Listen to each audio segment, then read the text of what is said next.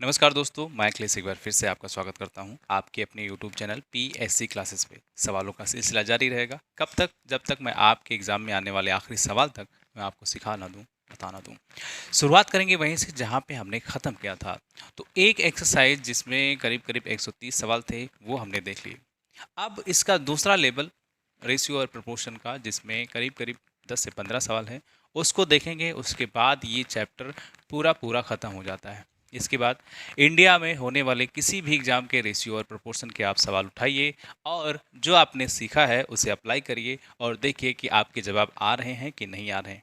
अगर नहीं आ रहे हैं तो आपकी गलती क्या है, अगर आ रहे हैं तब तो ठीक है, यानी आपने कुछ तो पढ़ाई की है, ठीक है, कुछ तो सीखा है मेरे साथ। शुरुआत करेंगे आज के सवाल का। दूसरा लेवल है, तो पहला ही सवाल आपके स्क्रीन पे क्या है देखिए तो सही, और एक बार पढ़िए, लगाने की कोशिश करिए, फिर मैं बताता हूँ। एक कार के उत्पादन में 3 मदों में खर्च होता है, ठीक है। ये मद हैं खनिज पदार्थ का मूल्य, मजदूरी तथा ऊपरी खर्च। एक वर्ष में इन मदों पर होने वाले खर्च का अनुपात 4-3-2 है, परंतु खनिज पदार्थों के मूल्य में 10% की वृद्धि, मजदूरी में 8% की वृद्धि, ऊपरी खर्च में 5% घटने के से कार के मूल्य में कितने प्रतिशत की वृद्धि होगी। शुरुआत में कितना खर्चा हो रहा है और बाद में ये सारी चीज़ें बढ़ोतरी और घटोतरी करने के बाद जो रिजल्ट है उसमें और उसमें कितना बढ़ा कितना घटा, ये हमें देखना है। उसके बाद बताना है कि कितना प्रतिशत की वृद्धि हुई है, ठीक है। तो 3 चीज़ें यानी 3 मद खर्चा हो रहा है किसी कार को बनाने के लिए। तो पहला आपका खनिज है, दूसरा मजदूरी है और तीसरा ऊपरी खर्च है। पहला जो मटेरियल है वो आपका है खनिज, दूसरा आपका है मजदूरी, और तीसरी जो बात इसमें लिखी है वो है ऊपरी खर्च। क्या है? ऊपरी खर्च। ठीक बात है। इनका रेशियो दिया है, इनका रेशियो दिया है, यानी कि खर्चा किसी कार को बनाने या किसी वस्तु को बनाने में जितना पैसा लगता है उसी को खर्चा कहते हैं, यानी कि कुल लागत कहते हैं, ठीक है। अब इसका रेशियो दिया है, वो रेशियो क्या है? वो रेशियो आपका है 4-3-2 का। 4-3-2 का, ठीक है। इसमें किसी को कोई दिक्कत नहीं आनी चाहिए, ठीक। अब कह रहा है वृद्धि हो रही है, तो किस में? खनिज में 10% की वृद्धि, मजदूरी में 8, इसमें वृद्धि हो रही है 10% की। कितनी? 10% की वृद्धि हो रही है। इसमें आपकी 8% की वृद्धि हो रही है और इसमें आपके 5% की घटोतरी, यानी कि घटाया जा रहा है। समझ गए ना?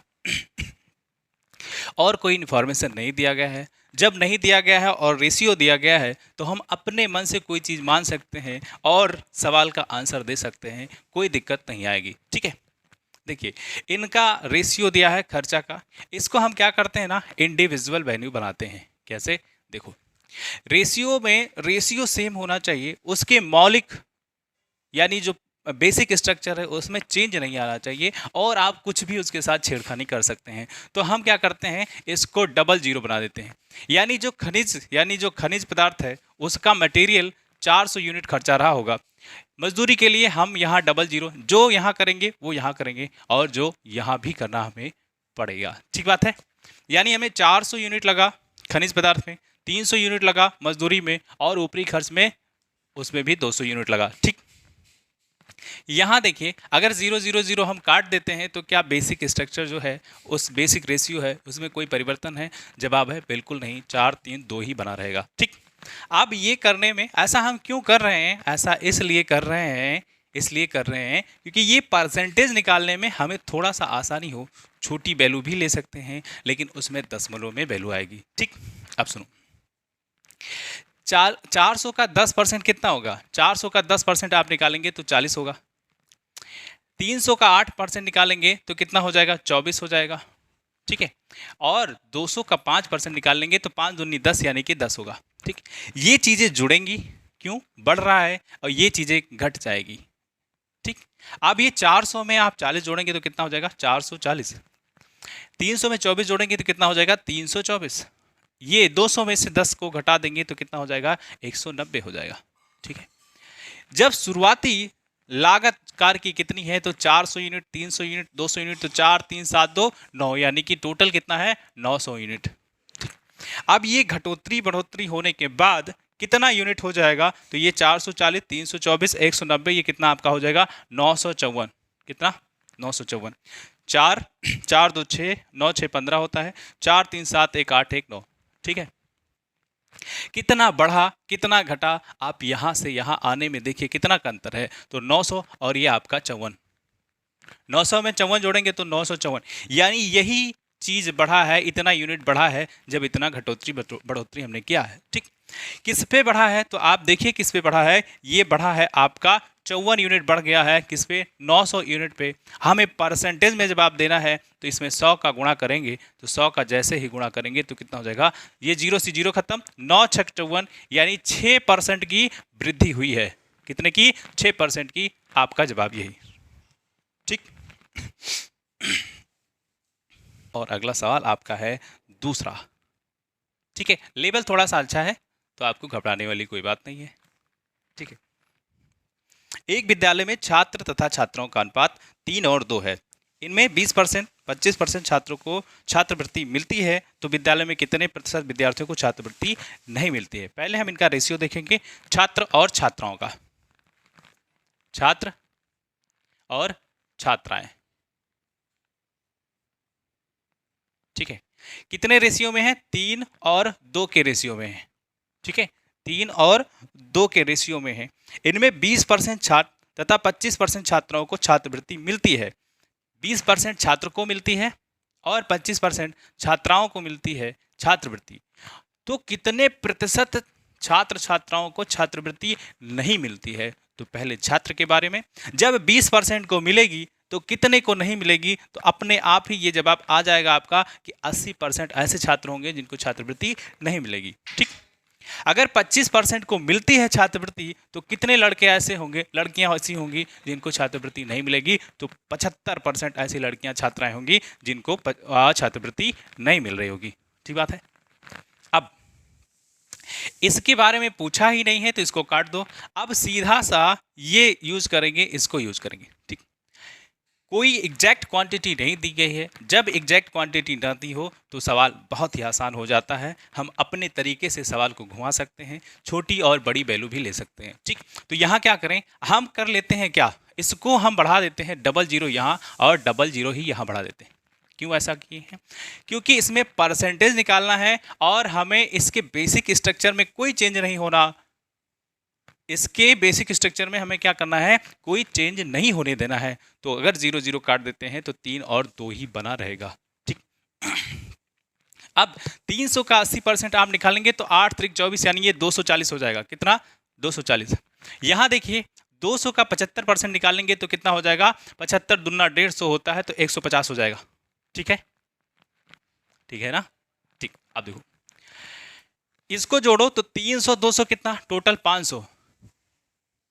इसको आप जोड़ेंगे तो कितना हो जाएगा? ये 0 हो जाएगा। ये आपका 5 4 9 और 2 1 3, यानी 390 होता है। कितना हो जाएगा? टोटल 390। अब कह रहा है कितने प्रतिशत ऐसे छात्र हैं जिनको छात्रवृत्ति नहीं मिली है? तो ये 390 हैं, 390 हैं। टोटल कितना है? 500 है। तो इसी 390 को ऊपर लिखो, 500 को नीचे लिखो और 100 का गुणा कर दो। आपका जवाब तैयार है। कितने परसेंट ऐसे छात्र छात्राएं हैं जिनको छात्रवृत्ति नहीं मिली है? ठीक, 00 से ये 0 से ये 0 खत्म कर दो। ये 50 है, 50 दूना कितना होता है? 100। अगर ये 40 होता तो 2 से गुणा करते तो 80 हो जाता, लेकिन यहाँ 39 है तो 39 दूना कितना हो जाएगा? 78%। यानी 78% ऐसे छात्र छात्राएं हैं जिनको छात्रवृत्ति नहीं मिलेगी। ठीक है, देखेंगे अगला सवाल, और अगला सवाल आपका 3 नंबर है। 3 नंबर सवाल क्या है? x और y दो प्रकार के मिश्रण है। कितने? x और y, ये रहा आपका x, ये रहा y, ये दो प्रकार के मिश्रण है। ठीक, आगे मिश्रण x में द्रव A B C क्रमशः 3 5 2 के। जो मिश्रण x है उसमें 3 लोग हैं A और B C, और इनका रेशियो दिया गया है। इनका रेशियो है आपका 3 5 2। कितना? 3 5 और 2। ठीक है, x मिश्रण है जिसमें 3 क्वांटिटी है A B C, इसमें इसका अनुपात है 3 5 और 2 का। ठीक बात है। अब y के बारे में अगर हम देखें तो y द्रव में a तथा b क्रमशः 4 और 5 के अनुपात में है। इसमें a है, b है, लेकिन c नहीं है। इनका रेशियो दिया है 4 और 5 का। ठीक है, अगर नहीं है तो कोई बात नहीं है, आप उसे कंफ्यूज मत होइए, सर नहीं है क्या करें। ठीक है, 1 लीटर मिश्रण x तथा 2 लीटर मिश्रण y को मिलाकर एक नया मिश्रण बनाया जाता है। नए मिश्रण में 540 मिलीलीटर में द्रव A की मात्रा बताइए। इसमें से इस वाले क्वांटिटी से 1 लीटर लेना है और इस वाले क्वांटिटी से 2 लीटर लेना है, यानी इस मिश्रण से 1 लीटर, इस मिश्रण से 2 लीटर लेना है। ठीक बात है। अब सुनो, मैंने आपको पहले ही बताया है कि जब कोई क्वांटिटी हो और रेशियो दिया हो तो कैसे निकालते हैं, उसी कॉन्सेप्ट का यहाँ यूज करेंगे, सवाल का जवाब देंगे। ठीक, अब हमें इसमें पूरा खेल, जब आप सवाल पढ़ते हैं तो ए के बारे में ही बताया गया है कि ए की मात्रा 540 मिलीलीटर में कितनी होगी। ए की मात्रा 540 मिलीलीटर में कितनी होगी, बहुत ही आसान तरीके से निकालेंगे। देखो, एक्स की कितना क्वांटिटी लिया जा रहा है, एक लीटर, वाई के लिए 2 लीटर। ठीक, अब यहां हम ए की मात्रा निकालते हैं। ए की मात्रा निकालें इसके लिए, तो ए की मात्रा कैसे निकालेंगे, ए वाला रेशियो सबसे ऊपर रखेंगे। ठीक है, ए वाला रेशियो सबसे ऊपर, उसके बाद 3 5 2 7 2, देखो 5 2 7 3 10, टोटल रेशियो का काउंट नीचे, ऊपर कितना हो जाएगा, ऊपर आपका ए वाला पार्ट। ठीक, किसकी बात हो रही है, तो यहाँ 1 लीटर की बात हो रही है, तो 1 लीटर। ये किसका है, ये एक्स का पार्ट है, लेकिन हमें तो टोटल ए चाहिए, तो टोटल ए के लिए क्या करेंगे, ये वाला पार्ट यानी वाई वाला पार्ट भी निकालेंगे। ठीक है, तो प्लस जोड़ दो। ए के लिए यहां देखो तो कितना है, 4 है। टोटल रेशियो कितना है, 4 और 1 5, कितना हो जाएगा 9, 4 5 कितना 9। कितने में के है, कितना में का है, कितने का है, तो 2 का है। कितने का है, 2 का है। ठीक है, अब यहां देखो 3 1 कम 3 डिवाइड बाई 10 प्लस 4 दूनी 8 डिवाइड बाई 9। ठीक है, अब देखो 9 त्रिक का 27, 10 अट्ठे 80 और 9 धाम 90। ठीक है, इसको आप करेंगे तो ये आपका 8 2 10 यानी 107 डिवाइड बाई 90। ये क्या है, ये 1 लीटर यहाँ है, ये 2 लीटर यहाँ है, और ये टोटल 1 और 2 मिलाकर के 3, यानी 3 लीटर में ए की मात्रा कितना है, तो 107 डिवाइड बाई 90 लीटर है। हमें जवाब देना है 540 ml यानी मिलीलीटर में ए की मात्रा कितनी है। तो पहले इसको हम क्या करें, लीटर को चेंज कर लेते हैं। ये क्या है, लीटर है, और लीटर को चेंज करेंगे तो 107 डिवाइड बाई 90। 1 लीटर में 1000 मिलीलीटर होता है, तो इसमें आप 1000 का मल्टीप्लाई कर देंगे तो ये ml में चेंज हो जाएगा। ठीक है, ये ए की मात्रा है, ए की मात्रा है किस में, ये 3 लीटर में है, तो हम क्या करें 3000 ml इसको कर देते हैं, क्योंकि 1 लीटर में 1000 ml होता है, तो 3000 ml में ए की मात्रा इतनी है। तो 1 ml में ए की मात्रा कितनी हो जाएगी, तो यहां से 3000 को उधर लेके जाओ तो 1 ml में ए की मात्रा कितनी हो जाएगी, 107 डिवाइड बाई 90 इंटू 100 नहीं 1000, और ये 3000 है ना, इसको उधर लेके आएंगे तभी तो 1 ml बच रहा होगा, तो यहाँ इसको लेकर के आएंगे तो 3000 हो जाएगा। 3 0 से 3 0 खत्म यहाँ। ठीक है, बस इसे लिखा रहने देते हैं, तो ये लिखा रहेगा तो कितना हो जाएगा, 1 ml इक्वल टू 107 ऊपर बचेगा, 90 है और 3 9 3 27 होता है, यानी 270 हो जाएगा। ये क्या है, ए की मात्रा है 1 ml में। ठीक है, हमें चाहिए कितना, 540 ml में ए की मात्रा, तो क्या इसी में 540 मल्टीप्लाई कर दें और इसमें 540 कर दें, तो ये 540 नहीं बन जाएगा ml, तो ये 27 दूना 54 होता है, तो ये आपका खत्म हो जाएगा। 107 दूना 214 होता है, तो ये आपका ml आ जाएगा। कितना, ml। ए की मात्रा कितनी हो जाएगी, 214 ml होगी 540 मिलीलीटर में। ठीक है, पहला ही ऑप्शन है, तो आप उसको टिक मार दीजिए। थोड़ा सा अच्छा सवाल है, घबराने की कोई ज़रूरत नहीं है, थोड़ा दिमाग लगाइए, सवाल में कुछ भी नहीं है। कैलकुलेशन थोड़ा आप फास्ट करके आप जाइए एग्जाम में, ठीक है, तो अगर थोड़ा बड़ा भी सवाल होगा तो कोई दिक्कत नहीं आएगी। ठीक है, अगला सवाल देखेंगे। अगला सवाल आपका है चौथा, 4 नंबर सवाल। क्या है 4 नंबर सवाल में? एक बर्तन में पानी तथा दूध 1 और 2 के अनुपात में है तथा दूसरे बर्तन में 3 और 4 के अनुपात में है। दोनों प्रकार के मिश्रण में से 1-1 लीटर मिश्रण लेकर मिलाया जाता है। नए मिश्रण में पानी व दूध का अनुपात कितना होगा? ठीक है, 2 बर्तन है, एक में 1 और 2 के रेशियो में है और दूसरे में 3 और 4 के रेशियो में है। यही है, ठीक है, यही है। इसमें क्या करें, इसको क्या करते हैं, देखो इसको जोड़ दो, 2 1 कितना 3, 3 4 कितना 7। ठीक है, अब ये बराबर कर लो, क्या करो, इन रेशियो को बराबर कर लो। तो बराबर करने के लिए आपको यहां से 7 का मल्टीप्लाई करना पड़ेगा और इसमें आपका 3 का मल्टीप्लाई करना पड़ेगा। अब ये 7 त्रिक 21, ये भी 7 त्रिक 21 होगा, कितना 7 त्रिक 21। ठीक, अब यहां हमने एक्स्ट्रा क्या किया है, 7 का मल्टीप्लाई किया है, तो इसमें कर दोगे तो आपका ये बन जाएगा, कितना बन जाएगा, ये 7 बन जाएगा। इसमें कर देंगे तो ये 14 हो जाएगा। ठीक है, इसमें हम 3 का मल्टीप्लाई किया तो 3 त्रिका कितना हो जाएगा, ये 9 हो जाएगा। इसमें करेंगे तो 3 चौका 12 हो जाएगा। ठीक है, ये 7 नया वाला देखो, ये 7 और ये 9, 9 7 कितना होता है 16, ये 14 और ये 12, 12 दूना 24, ये कितना हो जाएगा 26। ठीक है, 12 दूना 24 और 2 26 होगा। यानी ये जो नया रेशियो बन के आएगा वो 16 और 26 का बन जाएगा। ये कटने लायक है तो जी कटने लायक है, किससे, 2 से कट जाएगा तो 2 8 16 और 2 13 यानी 13 दूना 26, 8 और 3 का 13 का रेशियो हो जाएगा। किसका, 8 और 13 का रेशियो हो जाएगा। ठीक है, किसी भी ऑप्शन में है तो वही इसका जवाब जी बी में है। ठीक है,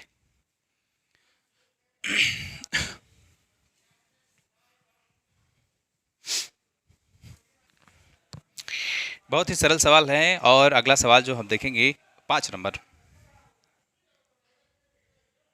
ठीक है, 5 नंबर सवाल में क्या है, एक बर्तन में 2 द्रव ए तथा बी मिश्रण 5 और 3 के अनुपात में है। यदि इस मिश्रण 16, देखिए कोई बर्तन है जिसमें 2 द्रव है, एक ए और दूसरा बी, किस रेशियो में है, तो 5 और 3 के रेशियो में है। किसमें, 5 और 3 के रेशियो में है। ठीक बात, आगे अनुपात में, यदि इसमें बर्तन में 16 लीटर मिश्रण निकालकर बर्तन को बी द्रव से भर दिया जाए तो ए और बी का अनुपात 3 और 5 का हो जाता है। देखो इसमें कुछ चेंजेस हुए हैं, उन्हीं चेंजेस को आपको ध्यान में रख करके इसका जवाब देना है। तो कह रहा है कि इसमें से ये मिश्रण कोई है, कोई मिश्रण है, उसमें से 5 और 3 के रेशियो में ए और बी है। ठीक बात है, ए और बी कितना है, 5 और 3 के रेशियो में है। ठीक, इसमें से 16 लीटर को निकाल लिया जाता है, तो कितना, 16 लीटर निकाला गया है, 16 लीटर निकाला गया। ठीक, तो जब ये निकाला जाएगा तो जो ये है ए और बी, इनका जो रेशियो होगा उस द्रव में वही होगा जिस रेशियो में ये उस मिश्रण में उपलब्ध हैं। यानी कि 5 और 3 के रेशियो में ये बाहर भी आएंगे, तो इसको जोड़ो, 5 और 3 कितना, 8 होता है। यही 8 किसके, इसके बराबर है। तो 8 एकम 8 और 8 दूनी कितना 16, यानी एक रेशियो बराबर कितना हो जाएगा 2। यानी इसी रेशियो में वो बाहर भी आ रहे होंगे, इसी रेशियो में वो बाहर भी आ रहे होंगे। तो आपका जवाब है जी। तो 1 बराबर 2, तो यहां इसी में कर दो 2, यानी कि 5 दूनी कितना 10, ये 10 निकलेगा। ठीक, यहां के लिए देखिए तो 1 बराबर 2, तो इसमें आप 2 का गुणा करेंगे तो कितना हो जाएगा, 3 दूनी 6, यानी ये निकलेगा। टोटल कितना, 16 लीटर बाहर द्रव निकाला जा रहा है मिश्रण से, तो ये इसमें ए पार्ट कितना निकल जाएगा 10 और बी पार्ट कितना जाएगा 6 जाएगा। लेकिन सवाल में दूसरा कंडीशन क्या है कि जो बी वाला द्रव है उसको मिला दिया जाता है जितना निकाला जाता है। तो निकाला गया 16, कितना निकाला गया 16, तो इसी में 16 हम लोग ऐड कर रहे हैं। ठीक है, अब सुनो यहां कितना हमने किया है 10, और यहां ये माइनस और ये प्लस, तो कितना हमने कर दिया है, यहां हमने प्लस 10 कर दिया है। समझे, 16 में से 6 को घटा दो तो प्लस 10 आएगा। यहां हमने 10 घटा रहे हैं। ठीक, अब देखिए ये आपके पास क्या बचा है, आपके पास क्या बचा है, तो ये हमारे पास है 5 और ये हमारे पास है 3। ठीक है, बोलो ठीक है। अब क्या करें, देखो इसको उठाओ, इससे गुणा कर दो इस वाले रेशियो से, तो 5 कितना 25, यहां लिख दो। ठीक है, इसका उठाओ और इस रेशियो से गुणा कर दो, तो 3 त्रिका कितना होता है, माइनस साइन लगाओ और यहां लिख दो। ये बराबर कर दो किसके, देखो इसको उठाओ और इसके ये जो बचा हुआ पार्ट है, ये टोटल टोटल कितना, ये वाला, इसको उठाओ 3 को और इस 10 से मल्टीप्लाई कर दो तो 3 दहामा कितना होता है 30, माइनस का साइन लगाओ। ये 5 को उठाओ और इसके साथ ऐसे मल्टीप्लाई कर दो तो 5 दहामा कितना होता है 50, लेकिन ये माइनस साइन है तो माइनस साइन लगाओगे, माइनस साइन लगाओगे और 50 लिखोगे तो कितना हो जाएगा, इसको आप जोड़ेंगे तो 5 3 8 कितना हो जाएगा 80। इसमें से आप देखिए घटाएंगे तो 25 में से 9 गया 16 होता है, एक बराबर कितना हो जाएगा 16 पंचे 80 यानी 1 बराबर 5, एक रेशियो बराबर कितना 5, एक रेशियो बराबर कितना 5। कह रहा शुरुआत में द्रव कितना है, तो शुरुआत के लिए कितना रेशियो दिया है 5 और 3 का रेशियो दिया है, तो इसी 5 और 3 को ऐड करो तो आपका जवाब है 8। 1 बराबर 5 तो 8 बराबर कितना, तो 8 में 5 का गुणा कर दीजिए तो आपका जवाब है 40 यानी 8 पंचे 40, ठीक है 40 लीटर द्रव होगा। ठीक, जवाब आपका बिल्कुल टकाटक रखा ही रहता है। देखेंगे अगला सवाल, और अगला सवाल आपका है क्या 6 नंबर। ठीक है, ये बहुत ही सुंदर सवाल है, बहुत ही ज़बरदस्त सवाल है, आप करेंगे तो आपको मज़ा ही आ जाएगा, है कि नहीं। देखो, एक व्यक्ति 2560 किलोमीटर की कुल दूरी का कुछ भाग वायुयान से, कुछ भाग जलयान से तथा शेष भाग कार के द्वारा तय करता है। वायुयान, जलयान तथा कार के यात्राओं के लिए किए गए समय का अनुपात 1:4:5 है तथा इन यात्राओं में प्रयोग किए गए साधनों की औसत गतियों का अनुपात 20:1:8 है। यदि पूरी यात्रा में औसत गति 64 किलोमीटर प्रति घंटा रही हो तो जलयान की औसत गति ज्ञात कीजिए। अपनी जिस व्यक्ति के बारे में दिया गया है उसने पूरा जर्नी 2560 किलोमीटर की तय की है। ठीक है, कितनी 2560 किलोमीटर की तय की है, जिसमें से उसने 3 तरीके का साधन यूज किया है। पहला वायुयान, दूसरा जलयान और तीसरा कार यूज किया है। ठीक है, कार यूज किया है। अब हम पहले देखते हैं वायुयान। वायुयान के बारे में कुछ है, उसके बाद जलयान के बारे में है और उसके बाद कार के बारे में है, यानी 3 साधन उन्होंने यूज किया है। ठीक, अब टाइम का रेशियो दिया है, यानी टाइम का अनुपात दिया है, टाइम यानी कि समय। ठीक है, देखते हैं कितना समय लगा होगा। तो 1:4:5 वायुयान के लिए 1 है, जलयान के लिए 4 है और कार के लिए 5 है, यानी 1:4:5 का रेशियो है। ठीक, इन यात्राओं में प्रयोग किए गए साधनों का औसत गति, ठीक है, औसत यानी कि एवरेज स्पीड का भी रेशियो दिया है। वो कितना, वायुयान के लिए 20 और जलयान के लिए 1 और कार के लिए 8। ठीक है, ये दिया है। देखिए, और जो इसमें दिया गया है एवरेज स्पीड, औसत स्पीड वो कितनी है 64 की है, 64 किलोमीटर पर आवर की। ठीक है, ये समय है, ये औसत गति है, दोनों ही क्वांटिटी अलग अलग है। इससे पहले अगर आपने कभी भी ये पढ़ा हो कि औसत गति होती क्या है, तो औसत गति क्या होती है, औसत गति मतलब इक्वल टू टोटल डिस्टेंस, यानी कुल दूरी बटा कुल समय। क्या, कुल दूरी बटा कुल समय होता है। ठीक है, यानी टोटल टाइम टेकन और टोटल डिस्टेंस। ठीक है, ये समझ में आया। आप सुनो, ये समय है अलग क्वांटिटी, ये स्पीड है अलग क्वांटिटी। समय को t से लिखेंगे और स्पीड को sp से लिखेंगे। ठीक, देखिए यहां से भी आप देख सकते हैं कि कुल दूरी निकालने के लिए, टोटल डिस्टेंस निकालने के लिए क्या कुल समय और औसत गति का मल्टीप्लाई करते हैं।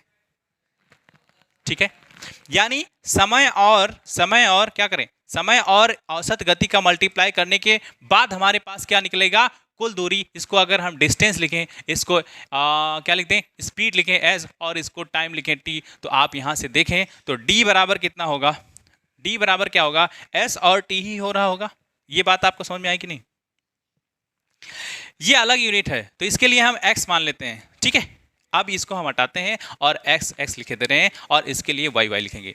इसको हमने x लिख दिया, इसको भी x लिख दिया, इसको भी x लिख दिया, इसके लिए हमने y लिख दिया और इसके लिए y लिख दिया और इसके लिए y लिख दिया। क्यों, इंडिविजुअल वैल्यू हो जाएगी। ठीक है, क्या हो जाएगी, इंडिविजुअल। एक में गुणा करने से कोई दिक्कत नहीं होती है, वही वैल्यू बनी रहती है। ठीक है, आगे सुनो। डिस्टेंस के लिए क्या करें, क्या इसका हमें गुणा करना पड़ेगा, क्यों, एस और टी स्पीड और speed into time equal to distance. तो डिस्टेंस हमारे पास 2500 कितना है, 60, 2560। टोटल डिस्टेंस जो है वो 2560 है। ठीक है, अब सुनो, इसका मल्टीप्लाई करेंगे तो 20 और कितना हो जाएगा, 20xy। इसका कर दीजिए तो 4xy हो जाएगा। इसका आप करेंगे तो 5 8 40 हो जाएगा। ये आपका कितना हो जाएगा, 40xy। ये है क्या एक्चुअली में, एस और टी कर रहे हैं, स्पीड और टाइम, स्पीड और टाइम। तो ये निकल के आएगा डिस्टेंस, क्या निकल के आएगा, डिस्टेंस। और डिस्टेंस हमारे पास कितना है, 2560 होगा। 2560 कितना, 2560। ठीक बात है। यहां से देखें, ये 20, ये 4, ये 40, ये आप जोड़ेंगे तो 20 40 60 और 4 कितना, 64। 64 XY बराबर कितना हो जाएगा, 2560। और यहां से x और y की वैल्यू निकलेगी। किसकी निकलेगी, x और y की वैल्यू निकलेगी। और x और y की वैल्यू क्या होगी, 64 से आप काटें तो पहले तो 16 से काटते हैं, 16 चौका 64, 16 16 ही है 256 होता है। एक 4 यहाँ, 4 चौका 16, यानी आपका 40 हो जाएगा। एक्स वाई की वैल्यू कितनी, 40 आएगी। एक्स वाई की वैल्यू कितनी आ गई, 40 आ गई है। ठीक, अब सुनो, यहां एवरेज स्पीड कितनी दी है, 64। तो एवरेज स्पीड इक्वल टू कितना होता है, total distance divide by total time. Total time की अगर हम बात करें, क्या करते हैं हम, x की जैसे ही वैल्यू, या तो x की निकाल लीजिए या y की निकाल लीजिए। x का निकालना थोड़ा सा आसान है, तो हम यहाँ x की वैल्यू निकाल पाएंगे आराम से। देखो 1x 4x, तो 4 1 5 4 5 5 10 कितना हो जाएगा, 5 4 9 1 10 कितना। ये क्या है, टाइम है, क्या है, देखो कितना है, टाइम है। तो टाइम के लिए हम देखते हैं, तो टाइम के लिए आप कितना हो जाएगा, 10x हो जाएगा। एवरेज स्पीड की बात करें तो सवाल में 64 दिया है, 64 दिया है। ठीक है, टोटल डिस्टेंस की बात करें तो टोटल डिस्टेंस आपके पास 2560 है। कितना है, 2560 है।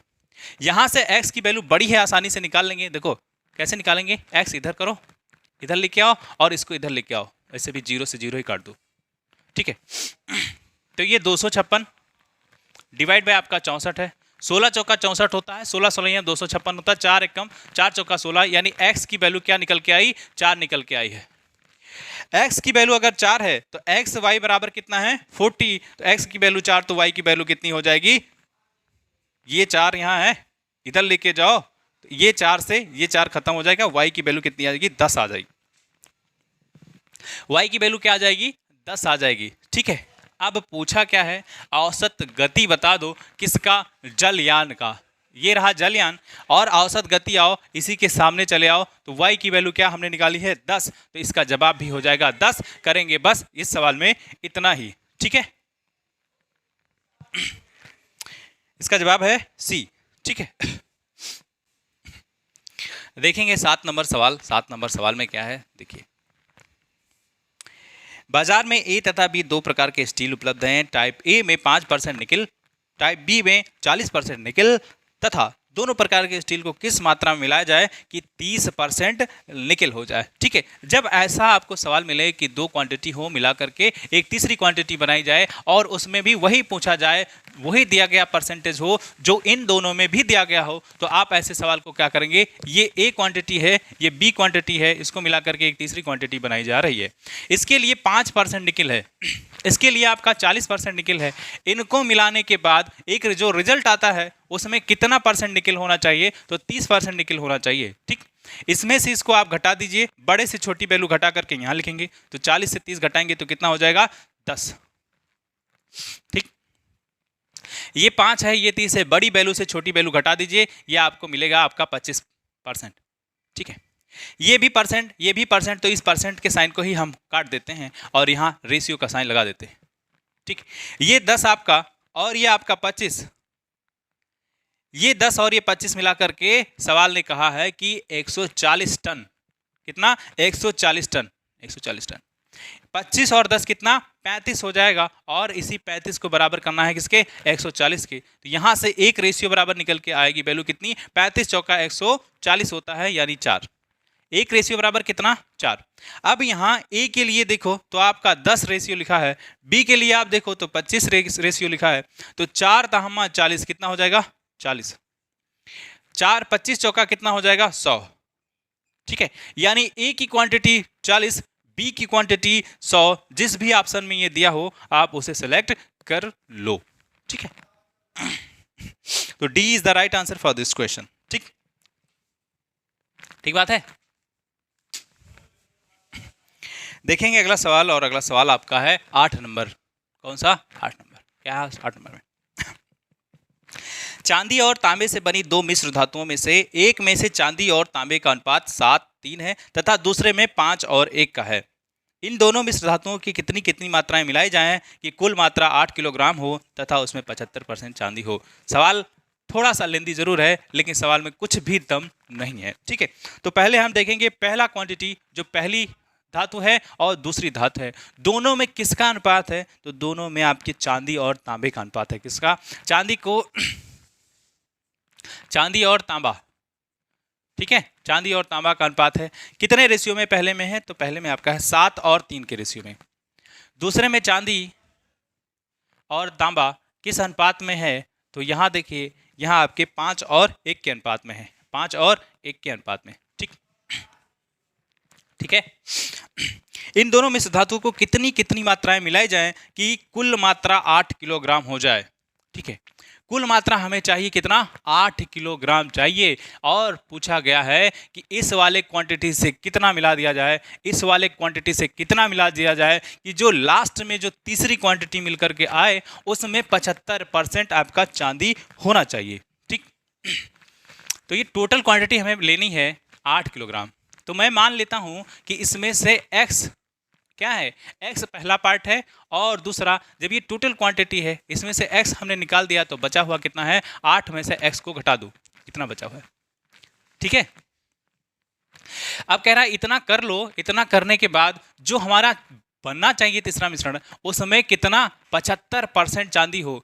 तो 8 का 75% निकालो। 8 का 75% निकालेंगे तो 3/4 से मल्टीप्लाई कर दो, तो 4 दूनी 8 होता है, 3 दूनी 6 हो जाएगा। कितना? 6 हो जाएगा। ठीक बात है, 6 हो जाएगा।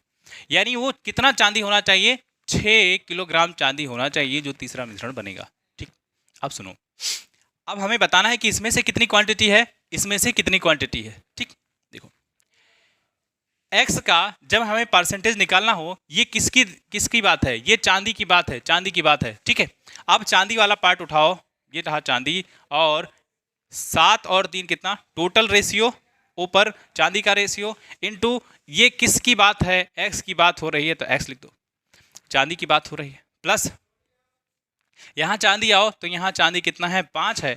कितना ये हो जाएगा? 5 1 कितना? 6 है।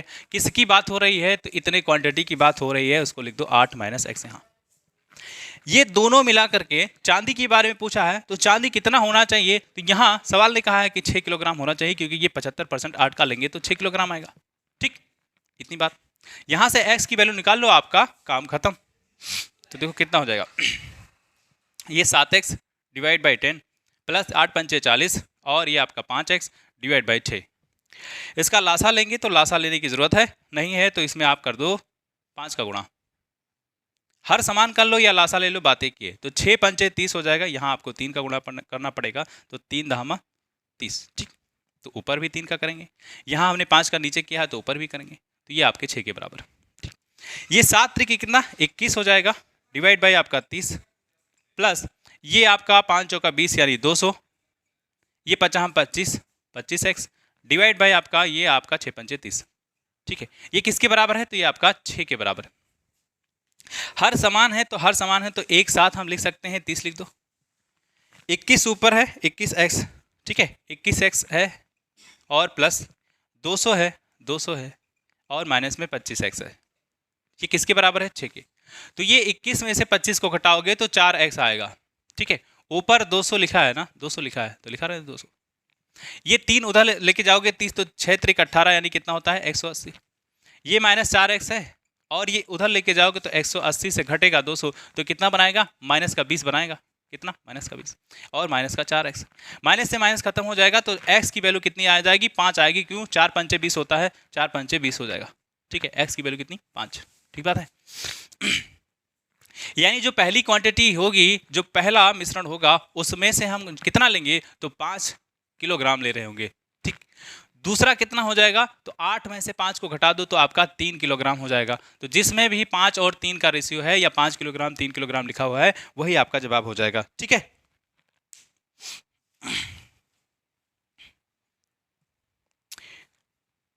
ठीक, 5 और 3 पहला ही जवाब है।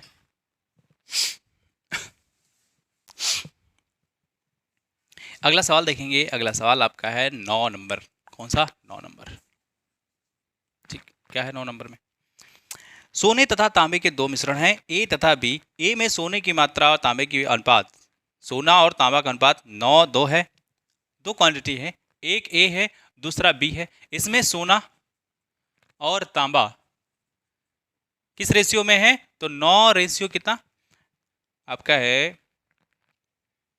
9 रेशियो 2 है, 9 रेशियो 2। बी की बात करें तो बी वाले में आपका 7 रेशियो 15 है, 7 रेशियो 15 है। ये भी सोना तांबा, ये भी आपका सोना तांबा। ठीक है, अब क्या करना है हमें, कह रहा है मिला करके सी वस्तु बनाया जाए, इसमें सोने तांबे का अनुपात क्या होगा। तो ऐसा करो, 7 5 12 22 9 2 11 इसको ऐसा लिख देते हैं, 9 और 2 लिख दे। इसको आप 7 और 15 लिख दीजिए। क्या करेंगे, 9 2 11, इसको जोड़ दो, कितना हो जाएगा 11। 7 5 12, इसको जोड़ दो 22। ये अगर बराबर है तो हमारा काम हो जाएगा, इसको नहीं बराबर है तो बराबर करेंगे, इसमें आपका 2 का मल्टीप्लाई करना पड़ेगा तो बराबर हो जाएगा। तो 11 दूना ये 22 बन गया, ये भी 22 है। अब ठीक है, इसमें हमने 2 का मल्टीप्लाई किया है तो यहाँ भी 2 करना पड़ेगा, यहाँ भी 2 करना पड़ेगा। तो ये कितना हो जाएगा, 9 दूनी 18 हो जाएगा। ये कितना हो जाएगा, 4 हो जाएगा। तो ये आप जोड़ दीजिए तो 8 7 15 होता है, यानी 25 हो जाएगा। ये आपका 5 और ये 15 और 4 कितना हो जाएगा, 19 हो जाएगा। यानी 25 रेशियो 19 जहां कहीं भी है वही आपका जवाब है। ज़्यादा दिमाग लगाने की जरूरत नहीं है, जो मास्टर बताता है उतना ही करते जाओ। ठीक है, अगला सवाल आपका है 10 नंबर। क्या है 10 नंबर में, एक व्यक्ति किसी बैंक में 600 का एक चेक भुगतान भुनाता है। बैंक से उसे 10 5 के कुल 72 नोट मिलते हैं। 10 और 5 के नोटों की संख्या का अनुपात कितना है। ठीक है, टोटल रुपया कौन सा है, ये 10 नंबर सवाल है। टोटल रुपया कितना है, 600। ठीक है, इसमें आपके 10 और 5 के नोट की बात हो रही है। टोटल नोट की बात करें तो 72 है। ये नोटों की संख्या कितनी है, 72, जिसमें से 10 रुपया और 5 रुपये के नोट हैं। ये 600 बनाने चाहिए। तो ये बताना है कि 10 और 5 का जो नोट है वो किस रेशियो में है। ठीक, सिंपल सा मेथड देखो, मैंने मान लिया है कि इस 72 में से x नोट हैं जो 10 रुपए के हैं, और तो ये जब x नोट हमने मान लिया 10 रुपए के हैं, तो इसमें से 72 में से x को घटा दोगे, वही नोट होंगे जो 5 रुपए के बचेंगे। ठीक बात है। अब हम बताएं क्या, जैसे 5 रुपए के कितने नोट हैं, तो वो 50 बनाएंगे। तो हम क्या करते हैं, 5 में 10 का गुणा करते हैं तो ये 50 बना देता है। ऐसे ही 10 रुपए के x नोट हैं तो कितने रुपए बनाएंगे, 5 के 72 माइनस x 1 तो कितने रुपए बनाएंगे, कि इस टोटल को करें तो 600 रुपये आने चाहिए। सिंपल सी बात है। ठीक बात है। तो इसमें करो तो 10 और x हो जाएगा, प्लस में 5 और ये 72 minus x divide equal to कितना, 600। ये 10x है, 10x रहने दो। 5 7 35 होता है, 5 दूनी 10 के 0, 5 7 35 और 1 36। ठीक है, माइनस 5x, और ये आपका 600 के बराबर है। यहाँ से आप देखें तो ये 5x हो जाएगा, ये आपका 360 उधर जाएगा तो आपका 240 हो जाएगा। x की वैल्यू अगर बात करें तो 5 चौका 20 और 5 8 40, x की वैल्यू कितनी हो जाएगी, 48। यानी 10 रुपये नोटों की संख्या कितनी है, 48 है। 10 रुपये के नोटों की संख्या कितनी है, 48 है। यहाँ अगर बात करें तो 72 में से आपको क्या करना पड़ेगा, x की वैल्यू घटानी पड़ेगी, तो आपका जवाब कितना हो जाएगा, 24 हो जाएगा। यानी 5 रुपए की नोटों की संख्या कितनी, 24। इसमें रेशियो बताना है तो 48 रेशियो 24 करो तो 24 एक कम 24 होता है, 24 दूना 48 होता है। तो 2 रेशियो 1 आपका जवाब आ रहा होगा। ठीक है, 2:1 आपका जवाब आ रहा होगा। ठीक, देखिए 4-5 सवाल इस एक्सरसाइज में और बचते हैं, वो आपने कहीं ना कहीं जो आप 130 सवाल लगाए हैं उन्हीं में से कोई ना कोई सवाल है। ठीक है, तो हार्ड क्वेश्चन नहीं है, बहुत ही सिंपल क्वेश्चन है, इसलिए मैं उन क्वेश्चनों को स्किप करता हूं। और अब जब हम मिलेंगे आपको, और यहीं पे मैं अपने इस लेक्चर को विराम देता हूं। जब मैं और आगे आपको मिलूंगा दूसरे लेक्चर्स में, तो उसमें हम नया चैप्टर पढ़ रहे होंगे। ये बहुत पढ़ लिया है, बहुत सीख लिया है, आप जाइए अपने एग्जाम में, आपको बहुत ही सरल तरीके से आप अपने क्वेश्चन को कर पा रहे होंगे। ठीक है, अगर लेक्चर आपको अच्छा लगता है तो आप लाइक शेयर सब्सक्राइब जो भी करना चाहते हैं करें, कमेंट जरूर करें, कैसा लगता है जरूर बताएं। ठीक है।